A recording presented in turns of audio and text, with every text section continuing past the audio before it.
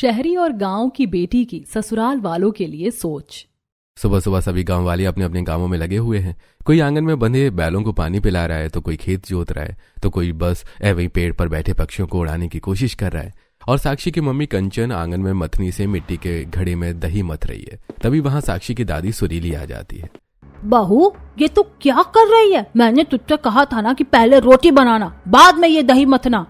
माँ जी, मैं भूल गई थी, बस अभी रोटी बनाती हूँ। बहू, अब रहने दे। तेरा इरादा मुझे भूखा मारने का है। मैं कुछ भी कहती हूँ सुन तो लेती है, लेकिन करती अपने मन का है। अपनी मम्मी और दादी की आवाज सुनकर साक्षी भी आंगन में पहुंच जाती है। दादी, मम्मी को फालतू में क्यों डांट रही हो? साक्षी तू चुप रह, अपनी दादी से ऐसे बात नहीं करते। कंचन साक्षी का हाथ पकड़कर उसे कमरे में ले जाती है। मम्मी, तुमने मुझे कुछ बोलने क्यों नहीं दिया? दादी तुमको कितना कुछ सुना रही थी। साक्षी बेटा, बड़ों की डांट का बुरा नहीं मानते, उनकी डांट में प्यार छुपा होता है। कई बार तो वो बेवजह में ही डांटने लगते हैं, तो गलत ना होते हुए भी हमें बड़ों की डांट सुन लेनी चाहिए, क्योंकि वो हमारी भलाई ही चाहते हैं। ठीक है मम्मी, मैं तुम्हारी बात हमेशा याद रखूंगी। हाँ, याद भी रखना, क्योंकि ससुराल में यही बातें तेरे बहुत काम आएंगी।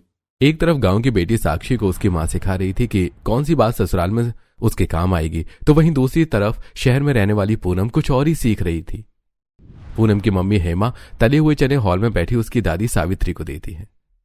बहू, तुम्हें तो पता है ना कि मेरे दांतों में दर्द रहता है और मैं चने नहीं चबा सकती, तो मेरे लिए कुछ नरम बना देती। मम्मी जी, अब मैंने तो यही बना दिया है, आपको खाना है तो खाओ, नहीं तो रहने दो, मैं अब दोबारा कुछ नहीं बनाऊंगी। तभी वहां फ्रूट सलाद खाती हुई पूनम आती है। पूनम, देख तेरी माँ तो नहीं सुन रही, तू ही बना दे कुछ नरम सा। मैं नहीं बना सकती, मुझे अपनी फ्रेंड के यहाँ जाना है। माँ बेटी दोनों एक जैसी हैं, न माँ सुनती है न बेटी। ससुराल जाकर न जाने क्या करेगी।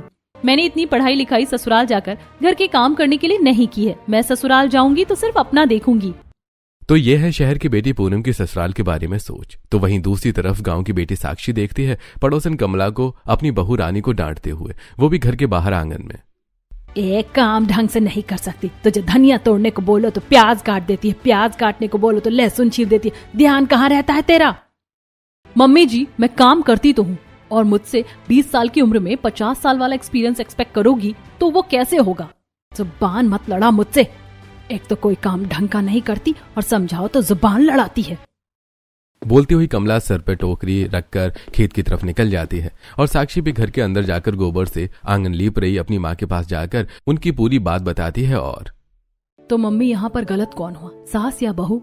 सास गलत है, लेकिन बहू भी सही नहीं। सास का तो काम ही है बहू के किए हर काम में कमी निकालना, लेकिन जब सास गुस्से में हो तो बहू को शांत रहना चाहिए, नहीं तो ऐसे में बात बढ़ सकती है।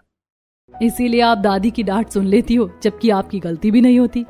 और नहीं तो क्या, सास और बहू का रिश्ता माँ और बेटी जैसा होता है। जैसे एक माँ अपनी बेटी को गलती करने पर डांटती है, वैसे ही सास भी अपनी बहू को डांटती है, और कई बार बिना गलती के भी। तो जैसे तू कभी मेरी डांट का बुरा नहीं मानती, तो अपनी सास की डांट का भी बुरा मत मानना। अगर तू अपनी सास को माँ मानेगी तो तेरी सास भी तुझे अपनी बहू नहीं बेटी मानेगी। ठीक है मम्मी। अब खड़ी खड़ी क्या देख रही है, आंगन लीपने में मेरी मदद करवा। जिस समय गांव की बेटी साक्षी अपनी माँ से सास से रिश्ता मजबूत करने के गुण सीख रही थी, उसी समय शहर की बेटी पूनम अपनी फ्रेंड विनीता के फ्लैट में उसके साथ सोफे में बैठी हुई। ये तो तूने बहुत अच्छा किया जो तू अपने पति को साथ लेकर घर वालों से अलग हो गई। हाँ यार, मैं तंग आ गई थी रोज रोज की रोका टोकी से। सुबह उठो, सबके लिए चाय नाश्ता बनाओ, फिर लंच, फिर डिनर, और फिर सास की किचकिच भी सुनो। हाँ यार विनीता, ये सांसें तो होती ही बहुओं का जीना हराम करने के लिए, और इन लॉज भी। मैं तो ससुराल में ना सहूंगी किसी की भी। मैं जाऊंगी तो बिंदास अपनी लाइफ जीऊंगी। अगर किसी ने भी रोक टोक करने की कोशिश की तो मैं तो कह दूंगी कि मुझे अलग कर दो, मैं अपने पति के साथ अलग रहूंगी। मैं तो कहती हूँ तू शादी से पहले अपने होने वाले पति अंकित को लेकर अलग हो जा। चुप कर, कुछ भी बोलती है। लव मैरिज कर रही हूँ तो इसका मतलब ये थोड़ी है कि शादी के बाद वाला काम शादी से पहले ही कर लूं। वैसे लव मैरिज तो गांव की बेटी साक्षी की भी होने वाली है, वो भी पूनम के देवर विवेक से। आइए देखते हैं कि वो अभी इस समय अपने गांव में क्या कर रही है। साक्षी तो इस समय अपनी पड़ोसन कमला को खेत का काम करते, घर की साफ सफाई करते और कुएं से पानी लाता देख रही है। चाची जी, रानी भाभी मायके गई हैं क्या, जो तुम अकेले ही इतना काम कर रही हो? नहीं, वो मायके नहीं गई, वो बीमार है तो मुझे काम करना पड़ रहा है। अच्छा, बेचारी पूरी रात सोई नहीं। रात भर गीली पट्टी मैं उसके माथे पर रखती रही, अभी उसका बुखार उतरा है तो सोई है। हाँ सही बात है चाची जी, जॉइंट फैमिली होने का यही फायदा होता है, साथ रहकर अनबन भी होती है और वहीं एक दूसरे का ख्याल भी रखते हैं। तू तो अभी से बहुत समझदार हो गई, ससुराल जाकर तू वहाँ सबको खुश रखेगी। वो तो रखना ही पड़ेगा चाची जी। शहर और गांव की बेटी की ससुराल वालों के लिए सोच तो आपने जान ही ली। अब जानते हैं कि उनकी जहां शादी होने वाली है उनकी सोच क्या है। साक्षी और पूनम सगे भाइयों विवेक और अंकित से प्यार करती हैं और वो दोनों अपने घर के हॉल में बैठे अभी सभी घर वालों से शादी के बारे में ही डिस्कस कर रहे हैं। मैं तो सोच रहा हूँ कि दोनों बेटों की शादी एक साथ किसी छोटे मोटे होटल से कर देते हैं। हमारी दोनों बहुएं एक साथ घर आएंगी। बात तो बिल्कुल सही है, इस तरह दोनों भाइयों की बारात एक साथ निकलेगी और हमें ज्यादा परेशान भी नहीं होना पड़ेगा। ठीक है, ऐसा ही करते हैं। विवेक साक्षी के घर वालों को और अंकित पूनम के घर वालों को अपने घर वालों का फैसला बताते हैं और कुछ दिनों के बाद दोनों की शादी होटल से होती है। होटल के लॉन में 2 अच्छी तरह डेकोरेटेड मंडप लगे होते हैं। एक मंडप में अपने गांव के परिधान मतलब लाल साड़ी और गहने पहने साक्षी खड़ी होती है और दूसरे मंडप में मॉडर्न लहंगा और उसी की मैचिंग ज्वेलरी पहने पूनम उसे देखती है।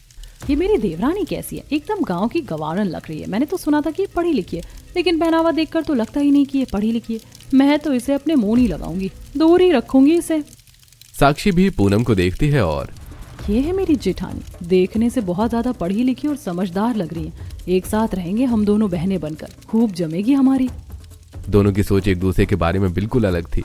साक्षी विवेक और पूनम अंकित के साथ 7 फेरे लेकर एक साथ ही अलग अलग कारों में बैठकर होटल से विदा होकर अपने ससुराल पहुंचते हैं। दोनों का गृह प्रवेश एक साथ होता है और एक साथ ही दोनों शाम को मुंह दिखाई की रस्म के लिए हॉल में आती हैं। साक्षी ने तो घूंघट किया हुआ था लेकिन पूनम ने नहीं। उन दोनों को उनकी सास सुषमा देखती हैं और बड़ी बहू तुम्हारी मुंह दिखाई की रस्म है तो घूंघट लंबा रख लो। क्या मम्मी जी, आप भी किस जमाने में जी रही हो, अपनी बहुओं को घूंघट में रखना चाहती हो? ये घूंघट कौन करता है अब? जेठानी जी, हमारी मुंह दिखाई की रस्म है ना, तो घूंघट तो करना ही होगा, नहीं तो हमारा मुंह देखने के लिए जो भी आएंगी वो हमें बिना शगुन दिए ही हमारा मुंह देख लेंगी। मैं क्या ही कहूँ, तुम गांव की गवार हो। ठीक है, आज घूंघट कर लेती हूँ, कल से देखती हूँ सबको। न चाहते हुए भी पूनम घूंघट कर लेती है और फिर अपनी देवरानी के साथ हॉल में मुंह दिखाई की रस्म में आई मोहल्लों की औरतों के पांव छूने लगती हैं। मेरी तो कमर दर्द करने लगी है, मैं नहीं छू रही अब किसी के पांव।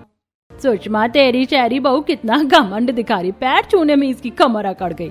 तुम्हारी गांव वाली बहू को देखो, कितनी संस्कारी है, बिना किसी शिकायत के सबके पैर छुए आशीर्वाद ले रही है। मेरी देवरानी गांव की जो है, इसे सबके पैर छूने में मजा आता है। बड़ों के पैर छूने में कैसी शर्म, आशीर्वाद ही मिलता है। जियो बहू, संस्कारी होने के साथ साथ तुम तो बातें भी बड़ी प्यारी करती हो। मोहल्ले की औरतें साक्षी की तारीफ करती हैं तो वहीं पूनम के व्यवहार के कारण उसे ताना मारती हैं। मुंह दिखाई की रस्म पूरी होती है। साक्षी विवेक और पूनम अंकित के साथ अपने अपने कमरे में चली जाती हैं। विवेक पलंग में बैठा है और साक्षी आईने के सामने खड़ी ज्वेलरी उतारने लगती है। अरे तुम थक तो नहीं गई ना, इतने लोगों के पांव छुए हैं। पांव छूने में थकावट कैसी, मुझे तो अच्छा लग रहा था। सब मुझे आशीर्वाद दे रहे थे, सब मेरे बारे में अच्छी अच्छी बातें बोल रहे थे। तो वहीं पूनम कमरे में जाते ही बेड पर लेट जाती और अपने बगल में बैठे अंकित से, मैं तो थक गई हूँ, मेरी कमर दबा दो ना। ठीक है, मैं अभी दबा देता हूँ। अंकित पूनम की कमर दबाने लगता है। कुछ ही देर में दोनों देवरानी जेठानी सो जाती हैं, लेकिन अगली सुबह साक्षी की नींद जल्दी खुल जाती है तो वो नहा धोकर साड़ी पहने और घूंघट किए किचन में अपनी पहली रसोई के लिए पहले पहुंचकर खीर बनाने लगती है। तब कहीं जाकर उसकी जेठानी पूनम बिना घूंघट किए वहां आती है और दूसरे गैस चूल्हे पर ऑमलेट बनाने लगती है। जेठानी जी, क्या कर रही हो आप? आज आपकी पहली रसोई है और आप अंडा खिलाओगी सबको? हाँ, तो इसमें क्या बुराई है? और कहाँ लिखा है कि मैं पहली रसोई में अंडा नहीं बना सकती? जेठानी जी, लिखा तो कहीं नहीं है, लेकिन आपको खुद सोचना चाहिए ना। मुझे क्या सोचना चाहिए और क्या? अब मैं तुमसे पूछूंगी कि मुझे क्या बनाना है क्या नहीं? जेठानी जी, मैंने आपसे कुछ कहा नहीं है। चलो ठीक है, आपको जो सही लगे वो बना लो, मेरी खीर तो बन गई। तभी पूनम साक्षी के घूंघट का मजाक बनाने लगती है। देवरानी जी, तुमने घूंघट क्यों किया हुआ है? मैं अपने ससुराल में हूँ और घूंघट ससुराल वालों के सम्मान में किया जाता है। अच्छा, तब तो फिर मुझे अपने घुटनों तक घूंघट करना चाहिए, क्योंकि मेरे मन में ससुराल वालों के प्रति तुमसे ज्यादा ही सम्मान होगा। साक्षी पूनम की बात का जवाब नहीं देती और अपनी बनाई खीर डाइनिंग हॉल में बैठे सभी घर वालों को ले जाकर सर्व करती है। सभी लोगों को उसकी बनाई खीर बहुत पसंद आती है। छोटी बहू, तुमने तो पहली रसोई में हमारा दिल जीत लिया। हमें नहीं पता था कि हमारी गांव वाली बहू इतना अच्छा खाना बनाती है। वो सभी खीर खा ही रहे होते हैं कि तभी पूनम भी अपना बनाया हुआ ऑमलेट लेकर वहां पहुंच जाती है और सबको सर्व करती है। ये क्या बड़ी बहू, तुम पहली रसोई में ही ऑमलेट बना कर ले आई, कुछ मीठा बनाती। मम्मी जी आप तो पहले दिन से ही सास वाली हरकतें शुरू कर रही हैं। अरे शांत शांत भाई, पहली रसोई में महाभारत शुरू मत कर देना तुम सास बहू। नीरज की बात सुनकर दोनों सास बहू शांत हो जाती हैं और सभी ऑमलेट और खीर खाते हैं। हमारा तो हो गया, अब हम तीनों ऑफिस निकलते हैं। विवेक, नीरज और अंकित एक साथ ऑफिस के लिए निकल जाते हैं। नीरज अपना फैमिली बिजनेस रन करते थे और उनके दोनों बेटे वहां बतौर एम्प्लॉइज काम कर रहे थे।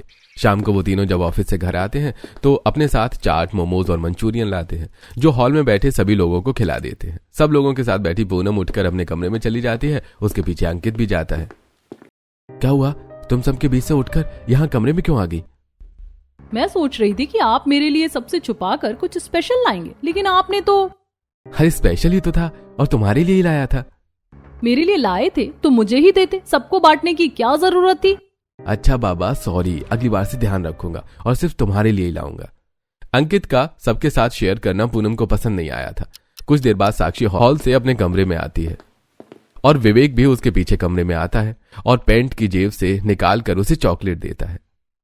तुम्हारे पास चॉकलेट भी थी तो तुमने हॉल में सबको क्यों नहीं दी? मेरी भोली पत्नी, सबके लिए जो लाया था वो उन्हें दे दिया और तुम्हारे लिए जो लाया हूं वो तुम्हें दे रहा हूं।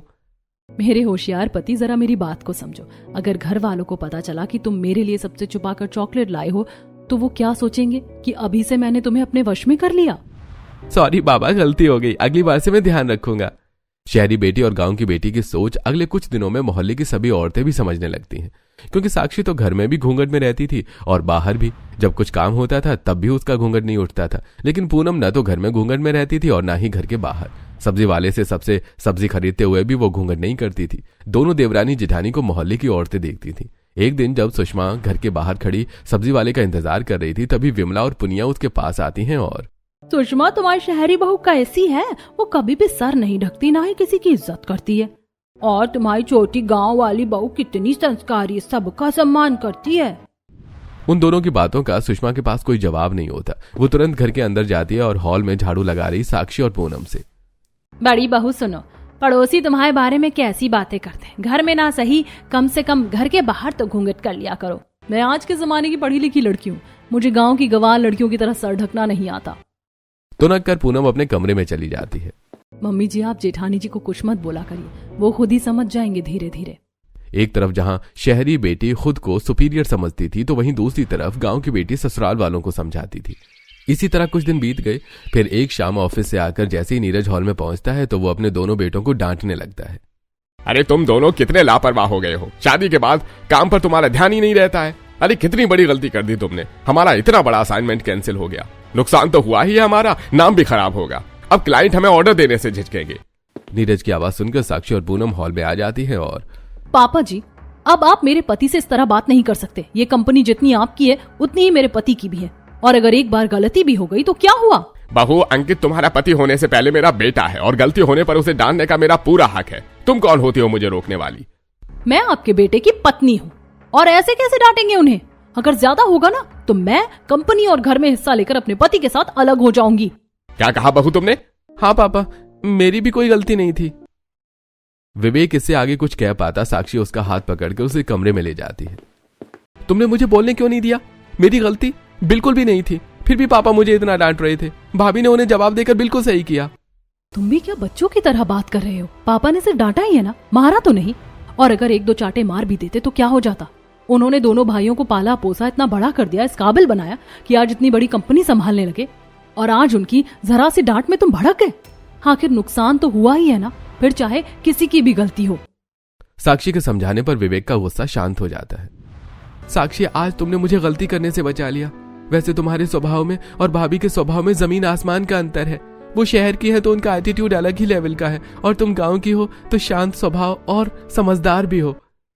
मेरी माँ ने मुझे सिखाया है वही कर रही हूँ, परिवार को जोड़ कर रखना। गांव की होकर साक्षी तो परिवार को जोड़कर रखना चाहती थी, लेकिन उसकी जेठानी पूनम के तेवर ही अलग थे। एक दिन पूनम जब बाथरूम में वॉशिंग मशीन में कपड़े धो रही थी, तभी वहां सुषमा अपनी साड़ी लेकर पहुंच जाती है और बहू, आज मेरी साड़ी धो देना, मेरे कंधे दर्द कर रहे हैं तो मैं धो नहीं पाऊंगी। अपना काम खुद करो, मैं आपकी साड़ी नहीं धो सकती। तभी वहां साक्षी आती है और मम्मी जी दीजिए, मैं धो देती हूँ। सुषमा से साड़ी लेकर साक्षी धो देती है। इस तरह कुछ दिन बीत जाते हैं। फिर एक दिन दोनों भाई ऑफिस से साक्षी और पूनम के लिए सूट लेकर आते हैं, जिन्हें उनकी बहन सुरभि ले लेती है। और सुरभि को ऐसा करते हुए साक्षी और पूनम देखती है। भैया आप ये सूट मेरे लिए लाए क्या? कितना अच्छा है, मुझे दे दो। बोलकर सुरभि दोनों भाइयों से सूट ले लेती है। उसकी ऐसी हरकत पूनम को बिल्कुल भी पसंद नहीं आई। ननद जी आपको शर्म है कि नहीं? आपको सोचना चाहिए कि अब आपके भैया की शादी होगी तो वो कुछ लाए हैं तो भाभी के लिए लाए होंगे। सॉरी भाभी, मुझे माफ करना। बोलकर सुरभि दोनों सूट लौटाने लगती है। पूनम अपना सूट लेकर वहां तक चली जाती है, लेकिन साक्षी, ननद जी ये सूट तुम ही रखो, ये तुम्हारा ही है। छोटी भाभी आप कितनी अच्छी हो, बड़ी भाभी से बिल्कुल उल्टा हो। उन्हें तो बात करने की भी तमीज नहीं है। सुरभि को सूट देकर साक्षी अपने कमरे में चली जाती है। फिर एक दिन दोनों देवरानी जेठानी को पता चलता है कि उनके हस्बैंड की सैलरी 1 लाख रुपए है और उन्हें 50,000 रुपए ही मिलते हैं, क्योंकि आधे उनकी सास घर खर्चे के लिए रख लेती है। तो वो दोनों हॉल में बैठे अपने सास ससुर के पास जाती हैं। सिर्फ 50,000 रुपए ही क्यों? मैं तो कहती हूँ मम्मी जी आप पूरे पैसे रख लिया करिए। घर की कंपनी में कौन सैलरी लेता है? तुम्हारे जैसे गांव के लोग फ्री में काम करते हैं, लेकिन मैं बर्दाश्त नहीं करूंगी। मुझे पूरी सैलरी चाहिए। अरे बहू, तुम मेरी पूरी सैलरी की बात करती हो। मैं अब किसी को भी सैलरी नहीं दूंगा। क्या कहा पापा जी? अगर ऐसी बात है तो आज ही मुझे अलग कर दो। मैं अब और इस घर में नहीं रह सकती। मैं आज ही अंकित को लेकर ये घर छोड़कर चली जाऊंगी। अरे बहू, मैं तो मजाक कर रहा था। लोग दिल की बात कह जाते हैं और बाद में कहते हैं मजाक है। आपकी कही बात मजाक नहीं थी पापा जी। अब मैं इस घर में एक पल भी नहीं रुकूंगी। शांत हो जाओ, घर छोड़कर कहाँ जाओगी? देखो, अब तुम्हारी शादी मुझसे हो गई है तो तुम्हारी जिम्मेदारी मेरे प्रति ज्यादा है। तो मैं जहाँ खुश रहूं, जिसमें खुश रहूं, तो तुम्हारी जिम्मेदारी है उसी में, और वहीं मुझे खुश रखना। ठीक है, अगर तुम यही चाहती हो तो मैं तुम्हें लेकर अलग रहूंगा। शायद पूनम यही चाहती थी, इसलिए अपने ससुर के मजाक का बतंगड़ बनाकर अंकित को लेकर वो एक फ्लैट में रहने चली गई। और इधर अपने कमरे में विवेक और साक्षी। बड़ी भाभी जैसे अलग हो गई वैसे तुम क्यों नहीं हुई? क्योंकि मेरी सैलरी भी तो आधी कटती है। तुम पागल हो क्या? मैं घर तोड़ने वाली नहीं बल्कि जोड़ने वाली हूँ। मुझे पता है कि परिवार एक होता है तो कितना मजबूत होता है, और एक साथ रहने वाला परिवार कितनी तरक्की करता है। मैं तो चाहती हूँ कि मेरी जेठानी वापस इस घर में आ जाए और हम सब एक होकर रहें। दोनों की अलग समझ थी। पूनम के जाने के बाद घर के सारे काम की जिम्मेदारी साक्षी पर आ गई थी, जिस वजह से साक्षी से गलतियां होने लगी, खासकर खाना बनाने में। फिर एक दिन जब वो सभी घर वालों को डिनर सर्व करती है तो, बहू आजकल तुम कैसा खाना बनाने लगी हो? कुछ ध्यान नहीं रहता तुम्हें? चाय में चीनी ज्यादा कर देना, सब्जी में नमक कम डालना, ये क्या तरीका है खाना बनाने का? मम्मी जी मैं क्या करूं, मुझसे गलती हो जाती है, मुझे माफ कर दो, अगली बार से ध्यान रखूंगी। साक्षी किसी की भी बात का बुरा नहीं मानती थी। फिर एक दिन सुषमा हॉल में अकेली बैठी थी। मेरा बेटा न जाने कैसा है। तभी वहां नीरज आता है और उसकी बात सुनकर, वो ठीक है, ऑफिस आता जाता रहता है। आप बोलते नहीं क्या घर चलने को? नहीं, अब हमारा रिश्ता बाप बेटे का नहीं है बल्कि प्रोफेशनल है, बॉस और एम्प्लॉय का। तभी वहां चाय लेकर साक्षी आती है और, मम्मी जी अब वो आपके बेटे हैं, उनसे गलती हो गई तो आप बड़ी हैं, आप ही पहल कीजिए, आप उनसे बात कीजिए। नहीं, मेरा बेटा बहू आने के बाद बदल गया है। जब वो मुझे याद नहीं कर सकता तो मैं क्यों करूं? मैं भी नहीं करूंगी। मैं भी देखती हूँ कि वो कितना जिद्दी है। मैं भी आखिर उसकी माँ हूँ। यहाँ ये लोग अंकित के लिए परेशान थे और वहां फ्लैट में रखे सोफे में अंकित के साथ बैठी हुई पूनम ने जैसे ही महीने का खर्च देखा तो उसके होश उड़ गए। अरे ये क्या, इतना खर्चा कैसे हो गया? मैंने तो कम से कम ही खर्चा किया है। ध्यान से देखो, हिसाब में गड़बड़ हो रही होगी। हिसाब में कोई गड़बड़ नहीं है, मैंने अच्छे से हिसाब लगाया है।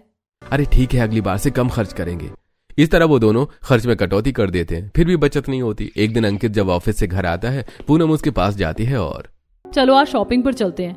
नहीं, हम फिजूल खर्च नहीं कर सकते। मेरे लिए तो तुम्हारे पास पैसे ही नहीं होते। जब भी मैं कुछ खरीदने को बोलती हूँ तो पैसे ना होने का बहाना बना देते हो। एक तरफ अलग रहकर पूनम खुद पर खर्च नहीं कर पा रही थी और दूसरी तरफ अपने परिवार के साथ रह रही साक्षी के मजे थे। उसी दिन जब वो हॉल में झाड़ू लगा रही थी तभी वहां सुषमा आती है और, तुम्हारे कपड़े पुराने हो गए हैं, चलो तुम्हें शॉपिंग करा लाती हूँ। अगले दिन साक्षी अपने सास के साथ मार्केट पहुंच जाती है। वहीं पूनम भी किराने की दुकान में किराने का सामान खरीद रही थी। तभी दोनों एक दूसरे को देखती हैं। अरे जेठानी जी आप यहाँ? देखा कितनी घमंडी है, हमसे बात भी नहीं की और तू कहती है कि बात करो। शॉपिंग करके साक्षी और सुषमा घर पहुंच जाती हैं। उसी दिन जब साक्षी किचन में खाना बना रही होती है तभी वहां सुरभि आती है और, भाभी जी मुझे नहीं पता था कि गांव के लोग इतने स्वीट होते हैं। मैं तो आपकी तरह बनूंगी, अपनी शहरी बड़ी भाभी की तरह बिल्कुल भी नहीं। ननद जी तुमने कॉल करके हालचाल जाना वो कैसी है? मुझे क्या पता, जब उन्होंने मेरा हालचाल नहीं पूछा तो मैं क्यों पूछूं? जिस तरह पूनम और अंकित घर वालों को भूल चुके थे, उसी तरह उनके घर वाले भी उन्हें भूलते जा रहे थे। घर खर्च और काम के टेंशन की वजह से धीरे धीरे अंकित बहुत ज्यादा बीमार पड़ जाता है और बिस्तर पकड़ लेता है। अपने पति के बीमार होने की जानकारी पूनम अपनी माँ को फोन पर देती है, लेकिन उसकी माँ कहती है, मैं अभी नहीं आ सकती हूँ, तुझे जरूरत हो तो मैं पैसे भिजवा दूंगी। इतना बोलकर हेमा फोन डिस्कनेक्ट कर देती है। अब मैं क्या करूं, किससे बोलूं? मैं घर भी नहीं जा सकती, घर छोड़कर जो आई हूं। मैंने सबके साथ बहुत बुरा बिहेवियर किया है, इसीलिए शायद उन्होंने मुझे त्याग दिया है, सब मुझे भूल गए हैं। जिस समय पूनम अपने आप से ये सब कह रही थी, उसी समय अपने घर के हॉल में सभी लोगों के साथ बैठी उसकी सास। आज मेरा मन बहुत घबरा रहा है, मुझे लग रहा है कि मेरा बेटा किसी मुसीबत में है। वो काफी दिनों से ऑफिस भी नहीं आ रहा है, मैंने पता किया था वो बीमार है। ऐसी बात है और आपने किसी से बताया नहीं? चलिए अभी जेठ जी को घर लेकर आते हैं। नहीं, मैं वहां नहीं जाऊंगा।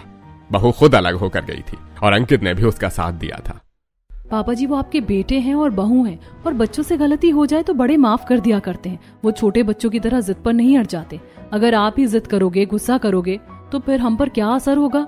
छोटी बहू, तुम कितनी समझदार हो, हैं? जो बात हमें तुम्हें समझानी चाहिए वो तुम हमें समझा रही हो, और तुम बिल्कुल सही कह रही हो। अगर तुम कहती हो तो हम आज ही जाकर बड़े बेटे और बहू को घर ले आएंगे। साक्षी के समझाने पर उसके सास ससुर अंकित और पूनम को लेने उसके फ्लैट पहुंच जाते हैं। नीरज के डोरबेल बजाने पर पूनम दरवाजा खोलती है और दरवाजे पर अपने ससुराल वालों को खड़ा देखकर, मैंने आपको बुलाया नहीं, फिर भी आप लोग हमें देखने के लिए आ गए। आप सब मुझे माफ करना, मुझसे बहुत बड़ी गलती हो गई। मैं कितनी खुशकिस्मत हूँ जो कि मुझे ऐसा ससुराल मिला। हमसे माफी मांगने की जरूरत नहीं है बड़ी बहू। ये जो तेरी देवरानी खड़ी है ना, घर जोड़ने वाली, इसकी वजह से हम यहाँ पर आए हैं, वरना हमारे अंदर भी बहुत गुस्सा था। जैसे तू हमसे मिलने नहीं जा रही थी, ऐसे हमारा मन नहीं था तुझसे मिलने का। जब तू अलग हो गई थी तो अलग ही ठीक थी। हम तुझसे मिलने आए हैं, अपने बेटे को देखने आए हैं, तो सिर्फ अपनी छोटी बहू की वजह से। मुझे माफ कर दीजिए, मुझसे बहुत बड़ी गलती हो गई जो मैंने इतने प्यारे परिवार को तोड़ दिया। मुझे लगता था कि मैं शहरी हूँ, पढ़ी लिखी हूँ और मॉडर्न हूँ। जॉइंट फैमिली में रहना बेकार होता है। जॉइंट फैमिली बोझ होती है, जॉइंट फैमिली आगे नहीं बढ़ने देती। आप बिल्कुल गलत सोचती हैं जेठानी जी, क्योंकि परिवार जब एक होता है तभी तरक्की कर पाता है, क्योंकि सुख दुख में परिवार ही साथ देता है और कोई नहीं। रिश्तेदार तो आएंगे और दुख में रोकर चले जाएंगे, लेकिन मुसीबत में परिवार ही साथ देता है। हाँ देवरानी जी, मैं आपकी बात समझ गई हूँ। समझने में देर लगी, लेकिन समझ गई हूँ। अब ना मैं कभी भी परिवार को तोड़ने के बारे में नहीं सोचूंगी। अब से गलती होगी तो भी डांट सुन लूंगी, नहीं होगी तो भी डांट सुन लूंगी, लेकिन अब सब लोगों के साथ रहूंगी। हाँ जेठानी जी, ऐसा ही करना। और वैसे भी बड़े हमारी भलाई के लिए ही हमें डांटते हैं। आखिरकार शहरी बेटी की सोच भी गांव की बेटी की तरह हो जाती है और पूरा परिवार एक हो जाता है। वो सभी पूनम और अंकित को लेकर घर वापस लौट जाते हैं।